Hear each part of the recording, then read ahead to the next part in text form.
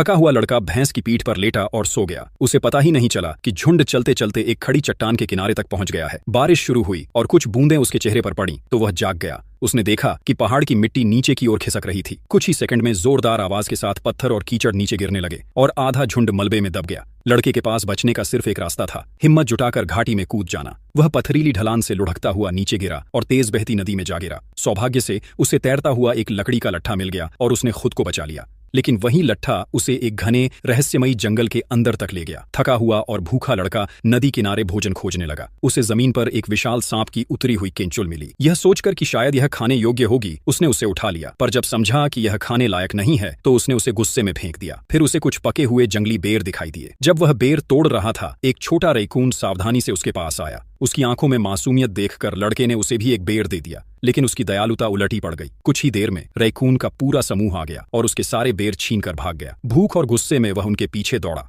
लेकिन गलती से वह एक विशाल अजगर के इलाके में पहुंच गया। वह सफेद विशाल अजगर अपनी सम्मोहक आंखों से उसे घूरने लगा। लड़के का शरीर जड़ हो गया। अजगर ने अपनी पूंछ उससे लपेट ली, उसे कुचलकर पूरा निगलने ही वाला था। तभी एक रहस्यमय आकृति सामने आई और सांप को रोक दिया। जब लड़के ने आंखें खोली तो उसने देखा कि उसका रक्षक इंसान नहीं था, वह एक विशाल भालू था। भालू उसे गुफा से बाहर खींच लाया और बोला, मैंने तुम्हें इसीलिए बचाया है ताकि तुम अपना चालाक इंसानी दिमाग इस्तेमाल करके मुझे शहद चुराने में मदद करो। डरे हुए लड़के ने कहा, मधुमक्खियां मुझे डंक मारेंगी। लेकिन भालू ने बच्चे की तरह मिन्नतें शुरू कर दी। दया आ जाने पर लड़का मान गया। उसने एक लंबी बेल काटी, इसे चट्टान के ऊपर एक पेड़ से बांधा और अपनी पीठ पर एक लकड़ी का तख्ता कसकर नीचे चढ़ने लगा। जंगल के जानवर इकट्ठा होकर यह सब देखने लगे। लड़के ने लकड़ी से मधुमक्खी के छत्ते को मारना शुरू किया, लेकिन छत्ता बहुत मजबूत था। मधुमक्खियों ने उस पर झुंड बनाकर हमला कर दिया, जिससे उसका डंडा नीचे गिर गया। भालू थोड़ा चिंतित हुआ, लेकिन लड़का हार मानने वाला नहीं था। उसने पूरी ताकत से छत्ते को लात मारी। आखिरकार छत्ता टूटकर गिरा और सीधे एक जंगली सुअर के सिर पर जा लगा। भालू खुशी से उछल पड़ा और तुरंत शहद खाने लगा। लड़का धीरे धीरे नीचे उतरा। उसका शरीर मधुमक्खियों के डंक से पूरी तरह सूजा हुआ था।